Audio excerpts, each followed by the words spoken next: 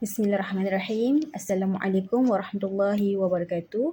Terima kasih kepada Encik Azman bin Ismail kerana memberi laluan kepada saya untuk membentangkan tugasan profesional keguruan berkaitan dengan tajuk isu-isu semasa keguruan berkaitan dengan etika dan perundangan dalam pendidikan di Malaysia. Okey, jom sama-sama kita lihat satu buku yang telah dibukukan daripada Universiti Malaya, iaitu berkaitan dengan kes salah laku etika perguruan. Berkaitan dengan yang pertama adalah perundangan di Malaysia, amalan profesional pendidikan di Malaysia, dan yang ketiga adalah standard guru Malaysia. Okey, baiklah. Dalam pendahuluan berkaitan dengan etika dan perundangan perguruan, iaitu guru merupakan seorang penyampaian ilmu, pengetahuan yang utama dalam diri seorang pelajar. Berperanan besar juga menjadikan seorang model yang terbaik serta membentuk dan menerapkan nilai-nilai murni dalam kehidupan pelajar. Sehubungan dengan itu, dalam proses pelaksanaan tanggungjawab tersebut, guru dikawal oleh satu garis panduan iaitu kod etika keguruan supaya tidak terlibat dengan tingkah laku yang tidak wajar. Guru merupakan satu role model kepada seorang pelajar dan juga mempunyai satu tanggungjawab untuk menyampaikan ilmu kepada pelajar untuk mereka menerima ilmu dan mendapat ilmu pengetahuan khususnya di sekolah. Sama ada di sekolah rendah, sekolah menengah, di peringkat universiti dan lain-lain. Okey, kita lihat pada definisi etika pula ada pelbagai definisi yang kita dapat rungkaikan, iaitu daripada yang pertama, Kamus Dewan Bahasa dan Pustaka. Apa itu maksud definisi etika itu? Iaitu yang pertama adalah satu sistem dasar akhlak, adat ataupun tingkah laku ataupun kesusilaan. Daripada Kamus Dewan sendiri adalah telah dirungkaikan, maksud dia adalah satu sistem dasar akhlak, akhlak seseorang murid itulah ataupun seorang guru itu, dan juga adat ataupun tingkah laku seseorang ataupun kesusilaan ataupun cara kehidupan dia. Okey, dalam Kamus Oxford pula, iaitu etika sebagai prinsip moral. Etika sebagai prinsip moral iaitu seseorang manusia itu mempunyai prinsip dan juga moral adalah dia punya pengetahuan ataupun dia punya pemikiran dan dia punya ada satu tingkah laku moral yang baik untuk menjadikan dia sebagai seorang pendidik. Dalam menurut Islam pula, iaitu tingkah laku baik yang dituntut dalam Al-Quran dan hadis.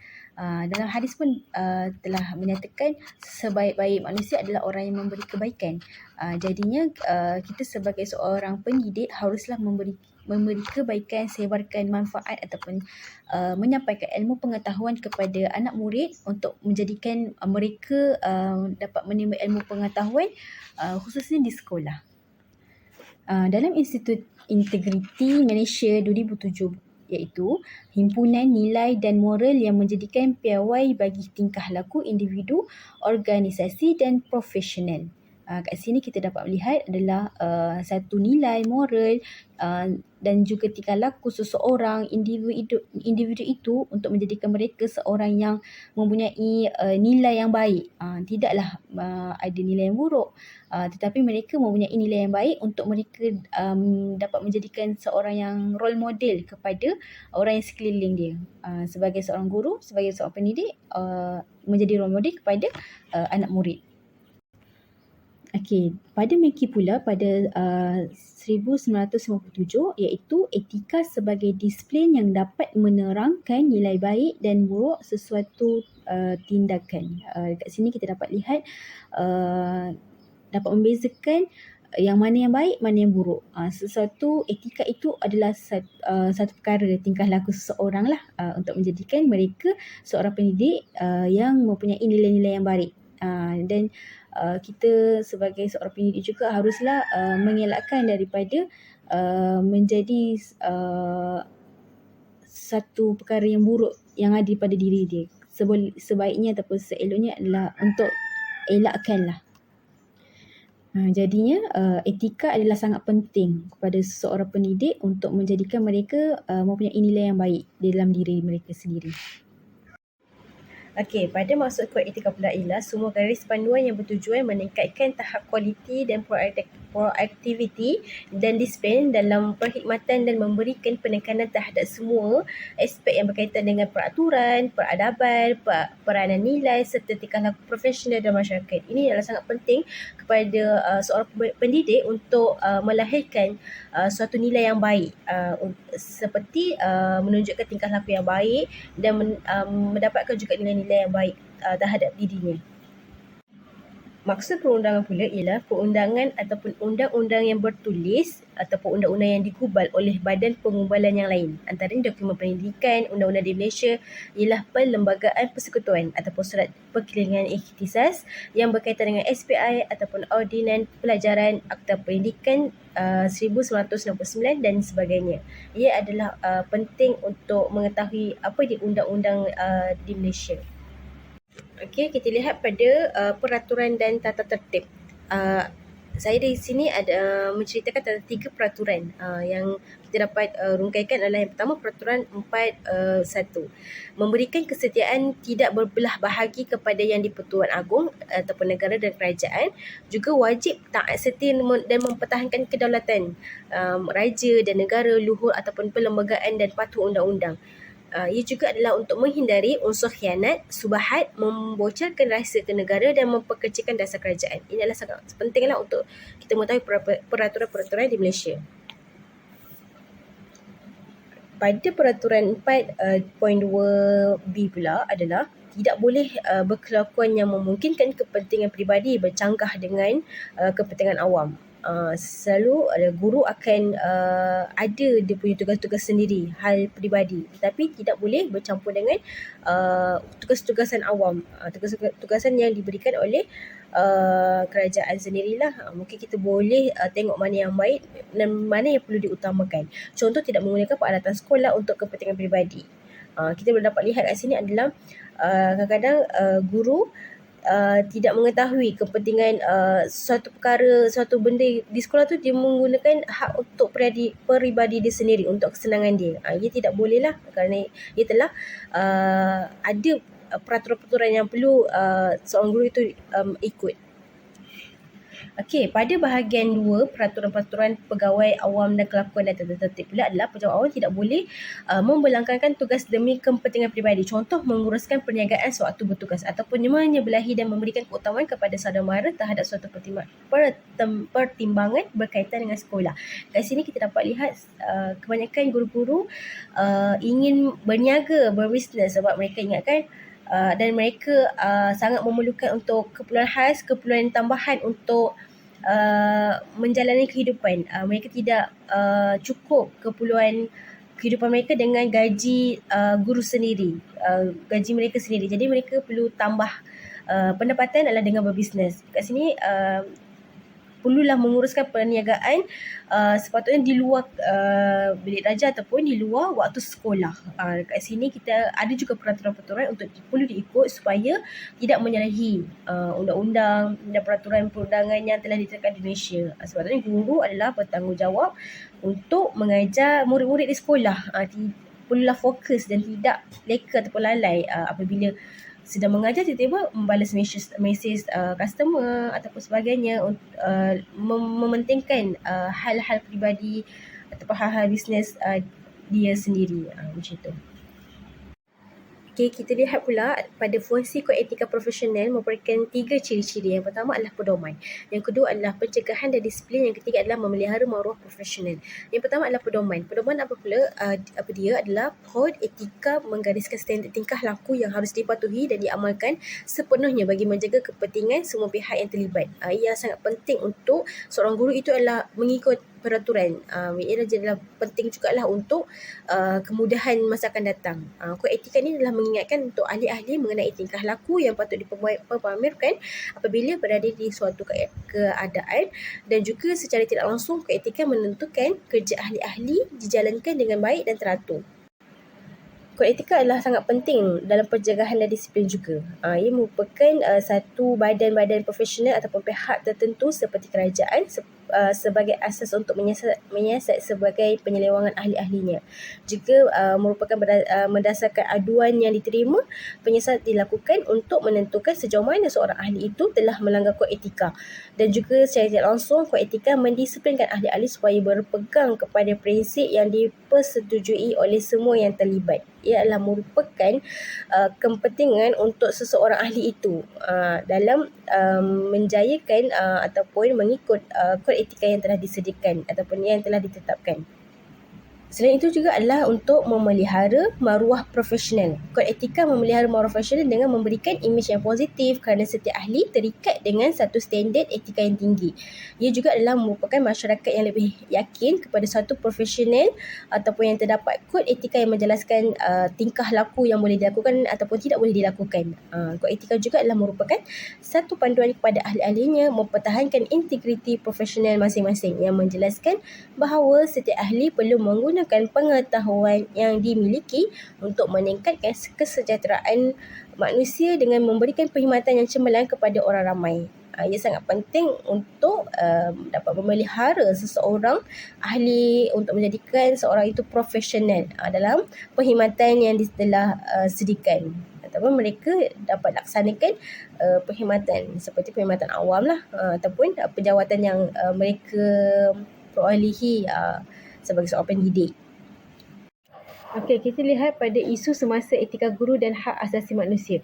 Yang pertama adalah kesantunan guru. Kesantunan guru saya akan membincangkan pada slide seterusnya.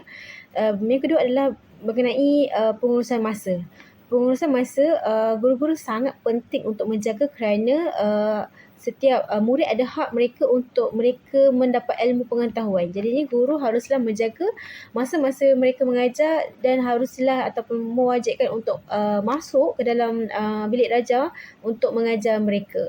Dan ketiga adalah pengurusan kewangan. Guru-guru haruslah menjaga kewangan ataupun duit mereka sendiri sebaiknya untuk mengelakkan dari pembaziran ataupun menggunakan wang ringgit dengan salah.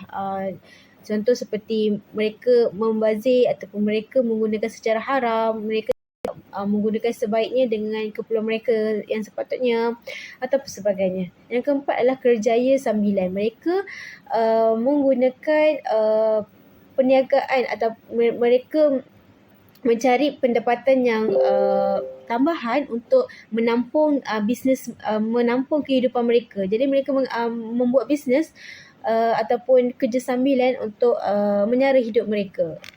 Okey, yang seterusnya adalah berniaga di sekolah. Guru-guru sekarang ni suka untuk berniaga. Suka sangat berniaga dengan kawan-kawan, jual kerepek, jual tudung, lelakinya jual barang-barang berkebun contohnya, barang-barang organik dan sebagainya, bahagian-bahagian motor. Guru-guru ambil peluang untuk menjual di sekolah. Jadinya guru-guru haruslah mengelakkan supaya mengguna waktu-waktu yang sepatutnya untuk mengajar tetapi mereka berniaga. Haruslah untuk menggunakan sebaiknya masa mereka di sekolah untuk menjalankan tugas-tugas dan tanggungjawab sebagai seorang pendidik.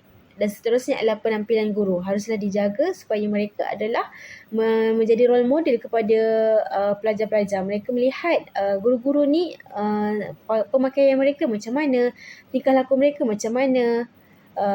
Murid-murid mempunyai mata-mata yang tajam untuk melihat guru-guru. Kalau guru-guru ada masalah dalam sudut pemakaian, mereka akan cakap, cikgu kenapa lain, cikgu kenapa cantik, cikgu kenapa pakai macam ni dan sebagainya. Apabila guru-guru memakai pakaian menunjukkan boleh menjadikan juga satu tidak kesesaan lah kepada murid kerana menarik perhatian kepada murid yang tidak patut mereka lihat. Dan akhir sekali adalah kepedulian guru.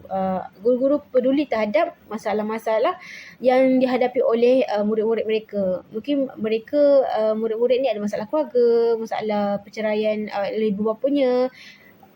Guru-guru haruslah mengambil berat kepada anak-anak murid mereka supaya mereka rasa selesa, semangat untuk hadir ke sekolah dan mereka dapat belajar seperti biasa seperti murid-murid yang lain.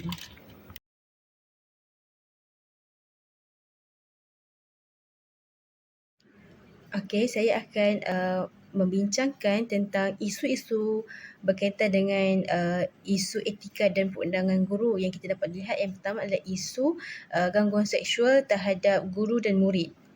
Di sini saya akan kongsikan satu video yang kita boleh lihat apa itu isu yang berkaitan dengan gangguan seksual.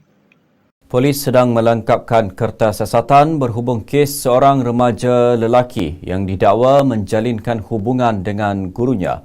Ketua Polis Daerah Sepang, Asisten Komisioner Wan Kamarul Azran Wan Yusof berkata, pihaknya menerima laporan daripada ibu mangsa berusia 46 tahun 12 Disember lalu. Wanita itu mendakwa terdapat kesan kemerahan pada leher anaknya yang pada ketika itu berusia 16 tahun. Kejadian dikatakan berlaku selepas mangsa pulang dari ulang kaji pelajaran bersama guru matematik di sebuah perpustakaan. Katanya pelajar itu mendakwa telah dipeluk dan dicium oleh gurunya berusia 37 tahun hingga meninggalkan kesan kemerahan pada leher. Mangsa telah dirujuk ke hospital untuk pemeriksaan terhadap kesan kemerahan yang terdapat pada lehernya. Siasatan dijalankan mengikut Seksyen 14 Akta Kesalahan Seksual terhadap kanak-kanak 2017. Wan Kamarul turut mengesahkan hantaran di media sosial berkenaan salah laku seksual oleh seorang guru wanita ke atas pelajar lelaki adalah benar. Punca masalah gangguan seksual ni adalah yang pertama faktor menyebabkan masalah ini timbul ialah pengaruhan negatif yang timbul daripada media elektronik seperti penggunaan internet, talian di atas talian yang kita sekarang sangat mudah mendapatkan maklumat sepantas kilat. Jadinya mereka menyalahgunakan kegunaan talian internet ini juga. Selain itu adalah telefon bimbit dan sebagainya. Yang kedua adalah tiada kesedaran agama merupakan punca berlakunya juga masalah ini. Didikan agama yang kurang terutama tentang hukum hakam, halal dan haram. Dia buat itu betul ke tidak, dia buat itu dia rasa tidak rasa bersalah ataupun tidak merasai benda itu adalah haram apabila melakukannya, dan menyebabkan seorang guru tersebut sanggup melakukan perkara yang terkutuk demi kepuasan mereka sendiri dan menyebabkan kerosakan kepada maruah guru itu sendiri ataupun pelajar itu juga. Ia juga sangat tidak bagus benda ini berlaku kerana dia juga boleh mencemarkan imej sekolah tersebut. Selain itu adalah bebanan kerja yang dihadapi guru sehingga mengalami stres yang kita dapat lihat adalah guru terbabit dan menganggap gangguan seksual ini dilakukan boleh mengurangkan tekanan yang dihadapi. Sangat tidak baguslah untuk kepuasan dia untuk menghilangkan stres dia melakukan gangguan seksual terhadap murid. Na'udzubillah lah. Perkara ini harus dielakkan ataupun dicegah daripada awal. Dan perlu ada kesedaran kepada guru tersebut untuk tidak melakukan perkara yang terkutuk.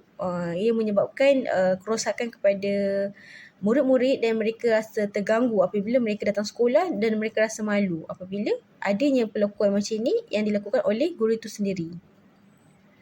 Yang kita dapat lihat adalah juga daripada pengambilan pil seperti Viagra yang tidak terkawal dan dijual di pasaran. Ia memudahkanlah kepada siapa-siapa untuk ambil dan untuk kepuasan dia boleh menyebabkan guru itu ingin memuaskan dirinya tanpa mengira nasib yang akan menimpa murid.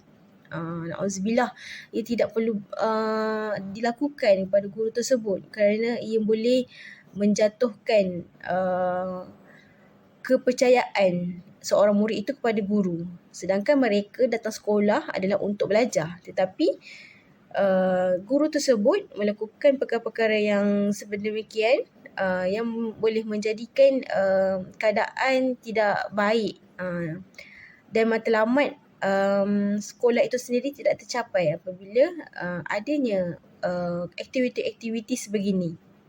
Ia haruslah dielakkan kepada kita supaya matlamat pendidikan untuk mencapai objektif pelajaran kepada murid tercapai adalah dengan menyebarkan ilmu pengetahuan sepatutnya di sekolah. Tetapi apabila berlakunya perkara sedemikian, ia tidak harus adalah ataupun wujud di sekolah dengan adanya perkara sedemikian. Seorang guru itu harus ataupun seorang pendidik itu haruslah bertanggungjawab untuk membezakan mana yang baik dan mana yang buruk supaya setiap apa yang ada di sekolah mendatangkan faedah kebaikan kepada seorang pelajar ataupun murid itu sendiri. Okey, kita lihat daripada cara-cara mengatasi. Macam mana untuk mengatasi masalah gangguan seksual ini. Yang pertama, kita haruslah mengadakan pendidikan seks, iaitu menidahkan pelbagai isu dalam menimbulkan kesedaran mengenai gangguan seksual. Bukan hanya kepada murid sahaja, guru juga harus didedahkan dengan pendidikan seks ni. Apa itu seks? Supaya mereka tahu apa yang baik, apa yang buruk. Seks ni boleh terjadi apabila hubungan halal suami isteri, tetapi apabila berlaku antara murid dan guru, ia menjadikan satu perkara haram lah. Na'udzubillah. Ia haruslah diberi kefahaman, didedahkan juga kepada warga sekolah supaya mereka dapat mengelakkan daripada perkara-perkara yang tidak diingini berlaku. Yang kedua adalah intervensi pemulihan, iaitu melibatkan sesi bimbingan dan kaunseling ataupun konsultasi rujukan dan advokasi yang terdiri daripada pakar pelbagai badan kerajaan. Ia sangat perlu kepada semua pihak harus terlibat kerana untuk mengelakkan daripada perkara yang tidak diingini berlaku di sekolah. Pihak kerajaan harus bertanggungjawab, harus mengadakan satu program ataupun pemulihan ataupun di sekolah sendiri perlu adanya kaunseling untuk memberikan bimbingan kepada mereka yang terlibat, sama ada guru ataupun murid, apabila mereka telah menghadapi satu perkara iaitu gangguan seksual, mereka rasa trauma. Jadi mereka harus dibimbing untuk memulihkan keadaan mereka supaya mereka dapat selesa, dapat merasai keselesaan apabila mereka datang sekolah untuk belajar, bukan untuk perkara yang lain. Yang ketiga adalah mengetatkan undang-undang, iaitu penguatkuasa undang-undang yang melibatkan kes gangguan seksual di kalangan pendidik perlu dibenteras dengan segera supaya tidak berlaku berluasa secara besar-besaran ataupun perkara ini biasa je berlaku. Sepatutnya tidak berlaku di dalam sekolah sendiri. Contohnya pelucutan jawatan memberikan pengajaran kepada guru lain apabila seorang guru itu tidak bertanggungjawab dengan jawatan yang mereka beri oleh kerajaan. Haruslah kerajaan diberi undang-undang kepada guru tersebut untuk melucutkan jawatan ataupun pindah sekolah ataupun bagi matrik ataupun bagi kad untuk tanda amaran supaya mereka sedar bahawa perbuatan mereka itu adalah salah. Seterusnya adalah kursus ceramah dan bengkel, iaitu meningkatkan nilai-nilai dan tingkah laku yang teratur dan bertanggungjawab, terutama melibatkan penjawatan awam. Selalunya adalah guru-guru harus hadiri bengkel-bengkel yang telah disediakan oleh penjawat jawatan oleh kerajaan ataupun di mana-mana badan NGO yang telah disediakan program-program untuk beri kesedaran pada mereka, ataupun harus dibuat setahun sekali untuk mereka tahu ataupun ambil cakna tentang masalah-masalah ataupun isu-isu yang telah berlaku di dalam sekolah, ataupun di luar sekolah, supaya apabila mereka dapat kesedaran, apabila mereka didedahkan dengan perkara-perkara tersebut, diberi kesedaran, diberi kefahaman tentang perkara-perkara isu yang tidak patut berlaku di sekolah, mereka aware, mereka akan lebih berhati-hati untuk tidak melakukan perkara tersebut. Dan ia juga menjadikan nilai ataupun tingkah laku guru tersebut menjadi lebih baik untuk menjalankan tanggungjawab mereka, dan mereka dapat melakukan ataupun dapat menunaikan tanggungjawab sebagai seorang pendidik lebih baik di sekolah tersebut, dan mereka dapat fokus dalam sesi pengajaran dan pembelajaran semata-mata di sekolah.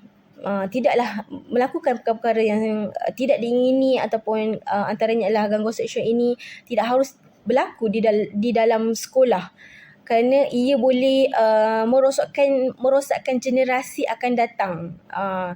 Kita haruslah memberi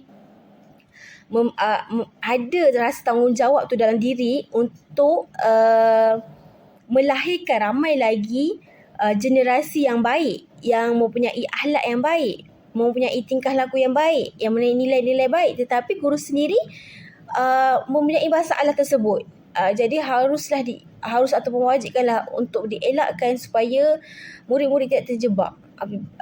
Perkara ini berlaku bukannya daripada murid, ia adalah daripada guru itu sendiri. Jadinya guru-guru haruslah mengambil berat dan peranan sangat besar untuk mengelakkan perkara-perkara yang tidak diingini berlaku, perkara-perkara buruk berlaku di sekolah.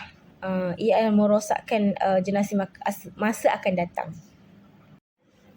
Okey, kita lihat isu yang kedua pula, iaitu kesantunan guru. Apa itu kesantunan guru? Iaitu golongan guru perlu menghormati privasi anak murid dan tidak sewenang-wenangnya ataupun sesenangnya guru itu merakam video mereka untuk kandungan media sosial, ataupun sekarang ni influencer ataupun nak famous ataupun viral ataupun FYP. Dan untuk menghormati mereka, guru-guru haruslah menjaga privasi murid-murid. Juga adalah tindakan merakam video semasa mengajar juga menyalahi etika perguruan. Tetapi sekarang ni mungkin mereka niat baik untuk sebarkan manfaat dalam sesi pengajaran dan pembelajaran dalam kelas. Mungkin mereka merakam untuk suka-suka, untuk menggembira ataupun kenang-kenangan, tetapi haruslah dielakkan supaya tidak menjatuhkan maruah mereka apabila mungkin salah menjawab soalan, ataupun mungkin memalukan di depan halayak ramai ataupun kawan-kawan mereka. Guru-guru haruslah mengambil berat untuk menjaga privasi anak murid mereka di dalam kelas. Selain itu adalah murid sekolah masih di bawah umur, mereka juga mempunyai hak privasi yang perlu dihormati. Kerana murid-murid ini tidak tahu apa yang guru-guru sedang buat. Mungkin guru-guru membuat konten-konten ataupun isi kandungan, merakam video adalah untuk suka-suka ataupun untuk happy-happy, ataupun sekarang ni seorang manusia tu suka nak famous, nak cepat terkenal, ataupun nak adakan followers yang ramai. Jadi mereka buat konten-konten yang boleh menyebabkan terbukanya privasi murid-murid mereka di dalam kelas. Jadi masalah untuk merakam cara-cara ataupun bahan-bahan mengajar, ataupun macam mana cara mengajar dengan berkesan. Tidak ada masalah untuk upload ataupun muat turun di dalam internet. Tapi haruslah dijaga sebaik-baiknya. Dan Akta Kanak-Kanak 2001 menekankan prinsip perlindungan kepada kanak-kanak demi kepentingan terhadap mereka, demi kepentingan terbaik mereka, untuk menjadikan mereka dijaga dengan baik. Kerana mereka mempunyai keluarga mereka mestilah ada hak untuk mereka menjaga. Bukannya suka-suka hati je guru-guru tu nak sebarkan apa masalah tentang anak murid. Mungkin mereka ada masalah keluarga, mungkin mereka ada hal-hal keluarga yang harus dijaga dengan rapi, tetapi guru senang sahaja untuk sebarkan perkara yang tidak diingini, yang tidak harus berlaku. Tetapi guru tidak sedar. Oleh itu guru-guru haruslah ada rasa tanggungjawab untuk tidak menyebarkan perkara-perkara buruk di media sosial tentang anak murid mereka di dalam kelas. Haruslah dijaga dengan baik. Rasa tidak perlu untuk update, tidak perlu elakkan. Untuk simpanan diri sendiri je tak ada masalah. Ataupun nak upload di dalam grup WhatsApp ibu bapa mereka, pun tidak masalah. Tidaklah untuk menyebarkan ataupun viralkan di social media. Kerana sekarang maklumat di hujung jari. Hantar je seminit terus viral. Sejam, tak sampai sejam pun dah viral. Benda ini sangat perlu ditekankan kepada guru-guru ataupun pendidik. Perlu dielakkan untuk menjaga privasi murid-murid tersebut.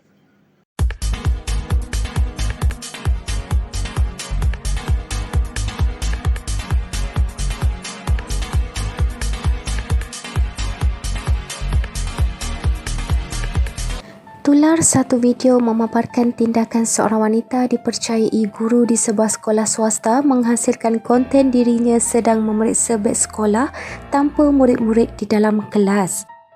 Video itu dimuat naik semula di laman Twitter meminta Kementerian Pendidikan Malaysia mengambil cakna berhubung tindakan guru tersebut kerana membabitkan profesionalisme sebagai pendidik. Rakaman itu memaparkan guru berkenaan memeriksa beberapa beg murid sebelum mengeluarkan barang yang ada di dalamnya seperti kotak pensel, bekas makanan, buku latihan dan sebagainya. Guru terbabit juga dilihat mengeluarkan bungkusan produk vitamin kanak-kanak sebelum mengambil 2 ketul gamis untuk dikunyah. Mengulas lanjut, dia mendakwa tindakan guru itu melanggar kod etika apatah lagi memuat video ke media sosial tanpa kebenaran ibu bapa atau penjaga murid. Today we're going to see what's in my students' school bags. We have this very cute pencil case. Look at that. Whoa. Okay, we also have some Scott's gummies with DHA. Vitamin D, my favorite gummies. I have a basketball. Honestly, I'm so impressed. All of their bags are so organized. I have a lunchbox. Oh, let's see if she did her homework. 10 out of 10. 12 out of 12. Wow, smart kid. Hard. Poop, I farted. We also have some gummies here. DHA is the building block for the brain, so it's great that they are eating this. Let me do one. O2. Yummy and good for you. Okay, let me put it back. Don't tell them. Okey, isu yang ketiga pula adalah kita dapat lihat etika pemakaian, iaitu guru sepatutnya mematuhi etika pemakaian yang telah disarankan oleh kementerian. Isu penampilan ini timbul apabila guru tidak lagi mengikut perkelilingan yang telah ditetapkan. Guru ikut suka je nak pakai pakaian yang mereka rasa cantik, rasa selesa. Dan salah satu juga boleh jadi guru-guru tidak memakai name tag. Name tag adalah satu perkara yang sangat penting kerana murid-murid mudah cam. Oh, itu cikgu, nama cikgu tersebut, nama cikgu sekian-sekian. Jadi nampak kat situ etika pemakaian guru sangat mantap apabila mereka mengikut perkelilingan yang telah ditetapkan oleh kerajaan sendiri. Selain itu adalah guru lelaki tidak memakai pakaian ataupun tidak memakai tali leher dengan kemas ataupun memakai kemeja berlengan pendek dan bercorak yang terlalu menyelah. Ia juga haruslah tahu cara-cara apa pakaian sesuai supaya mereka bersedia untuk mengajar di dalam kelas. Kerana guru ada talian kepada murid-murid, ada touch kerana apabila guru masuk je dalam kelas untuk mengajar, murid-murid akan tertarik pada guru tersebut. Sama ada guru itu ceria, guru itu malas, guru itu tidak bermaya, guru itu tidak cantik ataupun serabut ataupun serabai, tidak bersiap. Murid-murid dapat menilai. Sebab sekarang ni murid-murid pandai sangat. Kalau guru-guru masuk dalam kelas, contohnya seperti dia akan bercakap, cikgu cantiknya, cikgu pakai tudung klip-klip lah hari ni, cikgu asyik pakai baju sama je, cikgu kenapa cikgu macam ni, cikgu kenapa macam itu.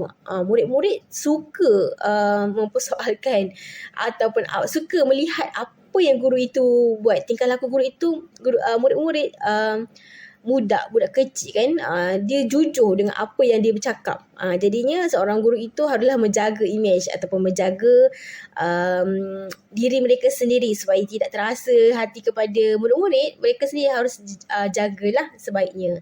Dan guru wanita memakai pakaian yang terlalu menonjol seperti kebaya yang terlalu ketat sehingga mengganggu fokus belajar. Ia sangat harus dielakkan supaya mata-mata murid ni dapat dijaga dengan baik, kerana itu juga adalah menjadikan satu perkara yang haram lah apabila menonjolkan perkara yang tidak sepatutnya. Murid-murid tidak dapat memberikan tumpuan yang baik. Mereka akan melihat perkara atau melihat pada benda yang guru itu tersebut, apa yang guru itu buat ataupun apa yang guru itu pakai. Okey, dan tidak mengenakan kasut yang bersesuaian seperti tidak memakai tanda nama. Macam tadilah saya cakap, tidak pakai tanda nama ataupun tidak sesuai dengan pemakaian, ataupun mungkin guru tersebut memakai seksi ataupun terlalu menonjol mata murid-murid, dan murid-murid ni sangat jujur. Murid-murid ni adalah murid ada mata mereka untuk melihat apa yang berlaku di depan mereka. Sedangkan mereka datang sekolah adalah untuk belajar, untuk mengambil ilmu pengetahuan yang ada pada guru tersebut. Tetapi disebabkan dengan pemakaian yang salah oleh guru itu, boleh menyebabkan pembelajaran mereka terbantul. Pembelajaran mereka tidak dapat berikan fokus yang baik. Dan mereka tidak dapat apa yang mereka belajar di sekolah, tidak dapatlah, hanya sisi saja. Mereka datang di sekolah, tak ada apa yang mereka boleh bawa balik, kerana perkara-perkara tersebutlah. Dan ia adalah perlu dielakkan agar tidak berlakunya etika guru dapat menjadikan etika guru itu rosak, ataupun guru-guru haruslah mengikut kod etika yang telah ditetapkan oleh undang-undang ataupun yang telah diletakkan, ataupun ada peraturan yang telah ditetapkan oleh pejabat awam, khususnya kepada seorang pendidik tersebut. Kita lihat cara mengatasi masalah isu tentang etika pemakaian guru tersebut. Apa dia cara mengatasinya? Yang pertama adalah pihak pentadbir.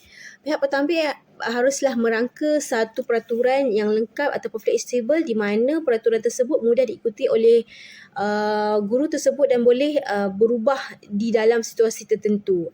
Guru besar apabila berkumpul bersama guru-guru ketika mesyuarat ataupun pertemuan ataupun sebagainya, guru besar harus ataupun pengetua haruslah bertanggungjawab untuk memberi peringatan ataupun ingatan ataupun nasihat kepada guru-guru supaya mereka mengikut etika pemakaian yang sebenar.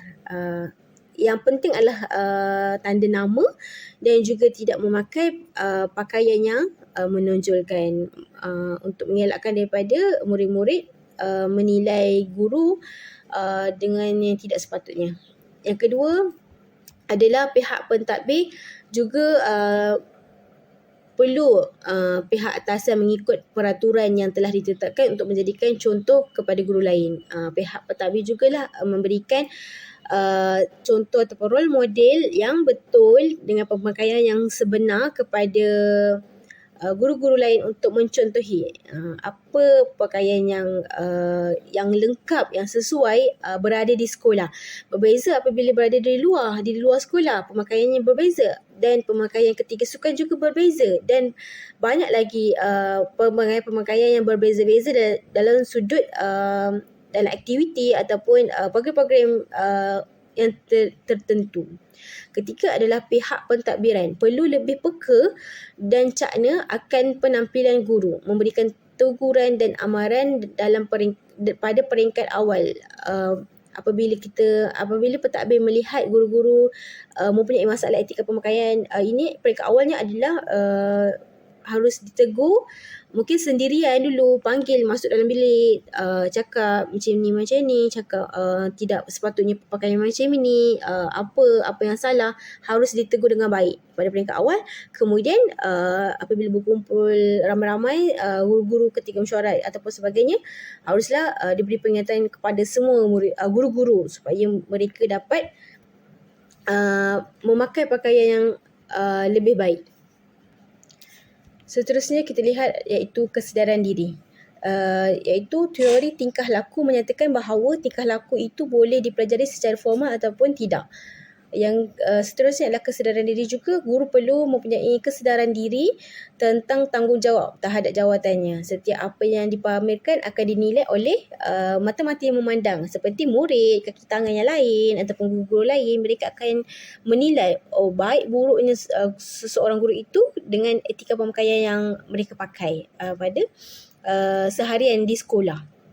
Dan seterusnya adalah pihak kementerian perlu bertegas dengan mengenakan tindakan tata tertib seperti menarik ataupun menahan pengeluaran gaji baru apabila mereka ada menyalahi undang-undang ataupun tidak mengikut etika-etika ataupun kod etika dan perundangan guru tersebut.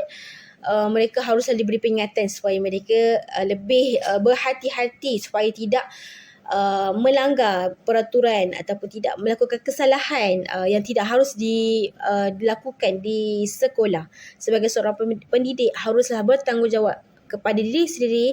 Mereka haruslah mempunyai kesedaran diri supaya menjadi seorang guru yang berkualiti, yang mempunyai sahsiah yang baik, yang mempunyai kualiti yang baik, yang mempunyai nilai dan tingkah laku yang baik, supaya mereka dapat memberikan contoh yang terbaik kepada semua murid-murid. Kerana murid-murid melihat sekarang guru-guru tersebut sebegini, sebegitu, dan mungkin satu hari nanti mereka nampak cikgu cantik, berpakaian yang baik, dan mereka satu hari nanti mana tahu mereka nak jadi seorang pendidik juga seperti guru-guru tersebut. Benda yang baik kita harus ikut, yang buruk kita harus dicegah secepat mungkin supaya tidak berleluasalah perkara yang buruk berlaku di sekolah. Murid-murid adalah suka melihat guru-guru itu cantik supaya mereka dapat semangat, mereka rasa bersungguh-sungguh dalam pengajaran di dalam bilik darjah tersebut. Okey, baiklah, seterusnya kita lihat pula contoh isu yang selain daripada isu yang kita telah terangkan tadi adalah isu berkaitan dengan kes penderaan yang melibatkan guru dan murid. Kita lihat daripada akhbar yang dituduh, guru dituduh cederakan kanak-kanak. Guru pasti mengaku tidak bersalah. Di sini memang kalau dah salah, memang dia tak akan mengaku dia salah. Jadinya mereka, guru ini mempertahankan hak mereka ataupun mempertahankan ketidaksalahan mereka ni. Mereka tidak salah apa yang mereka lakukan, sedangkan mereka adalah telah mendera seorang murid, iaitu murid pasti. Murid pasti tu murid kecil, budak kecil telah didera dengan kejam. Nauzubillah, sepatutnya tidak perlu berlaku benda ini di sekolah. Guru-guru haruslah mempunyai sikap keibuan supaya apabila mereka mendidik, mereka mengajar di sekolah, haruslah menjaga sebaik-baik mungkin tingkah laku ataupun emosi mereka haruslah dijaga dengan baik supaya murid-murid tidak takut dengan guru-guru. Dan seterusnya adalah 2 guru tadika didakwa dera budak. Di sini kita pun dapat lihat memang rata-rata di mana-mana taska ataupun tadika senang saja guru-guru untuk mendera. Mungkin mereka ada masalah mental ataupun tidak sabar dengan karenah kanak-kanak, yang kanak-kanak hanyalah tahu erti bermain saja, tidak mempunyai akal fikiran yang matang lagi untuk belajar. Jadi apabila kanak-kanak tersebut tidak mengikut peraturan sekolah sendiri ataupun tidak mendengar kata guru, dan guru mudah-mudah saja untuk mendera kanak-kanak tersebut. Dan ada ketika itu sampai kanak-kanak itu mati ataupun cedera parah, ataupun sebaliknya ia boleh menjadi satu perkara yang boleh disaman oleh ibu bapa mereka, ibu bapa kanak-kanak tersebut, dan juga haruslah dilaporkan kepada pihak pihak berkuasa iaitu polis untuk menjalankan tugas mereka. Dan akhir sekali adalah murid cedera dipercayai dipukul oleh guru. Kadang-kadang ada, bukan hanya guru lelaki ataupun guru perempuan, ada juga mungkin daripada persekitaran mereka. Mereka tidak dapat mengawal amarah, mungkin marah sesuatu perkara ataupun pendam, mereka kena pukul. Dekat sini sebagai seorang pendidik haruslah mengelakkan daripada perkara-perkara tersebut berlaku di sekolah, supaya semua murid-murid berada di sekolah terjamin keselamatan mereka dan mereka rasa selesa untuk belajar apabila mereka datang ke sekolah. Jadinya mereka haruslah dilindungi. Sebagai seorang kanak-kanak, mereka harus dilindungi dengan sebaiknya kerana mereka telah diberi kepercayaan kepada ibu bapa. Mereka dihantar oleh ibu bapa untuk belajar di sekolah, bukan untuk didera ataupun dibukul. Jadinya guru-guru haruslah mengikut sangat peraturan ataupun etika perundangan yang telah disediakan oleh kerajaan. Sebagai guru penjawat awam haruslah bersabar apabila mengajar ataupun melakukan pelbagai aktiviti di sekolah bersama murid-murid. Elakkan untuk merotan, kerana sekarang ni adalah isu rotan sangat perlu dielakkan kerana budak tidak boleh untuk disentuh, hanya diberi nasihat, bimbingan dan tunjuk ajar. Dan selebihnya harus dilihat supaya tidak terlalu membahayakan keselamatan mereka. Apabila kita lihat murid itu ada satu pergaduhan, cepat-cepat kita sebagai guru untuk menyelesaikan masalah pergaduhan tersebut antara murid mungkin. Jadi kita perlu perhatian kepada murid-murid di dalam kelas. Selain daripada kelas, mungkin di luar kawasan sekolah haruslah berjaga-jaga. Kita sebagai seorang guru haruslah bertanggungjawab kepada anak-anak murid kita, bukan hanya di dalam satu kelas sahaja.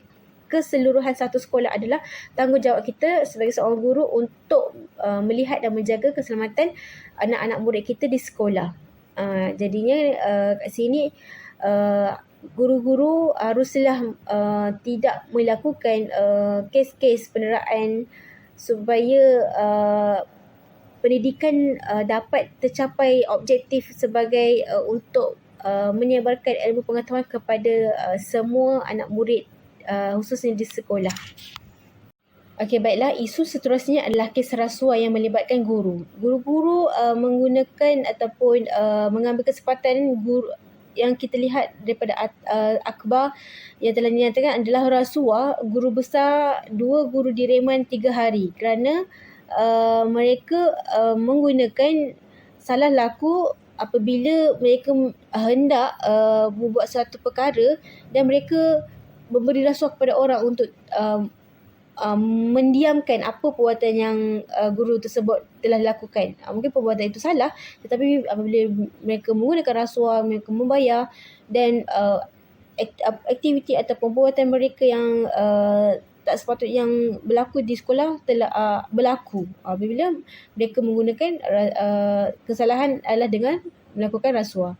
Dan akta yang seterusnya adalah akhbar rasuah guru besar di penjara 8 bulan. Di sini juga adalah telah menjejaskan imej sebagai seorang pendidik lah, kerana guru sebagai pendidik di sekolah haruslah memberikan contoh yang terbaik kepada anak murid supaya mereka dapat belajar dengan sebaiknya apabila di sekolah. Dan guru-guru memberikan satu nilai contoh yang baik, yang akhlak yang baik ataupun tingkah laku yang baik kepada murid-murid supaya murid-murid dapat mendalami ataupun mendalani sikap-sikap guru-guru yang baik akhlaknya, juga jauh daripada melakukan rasuah tersebut.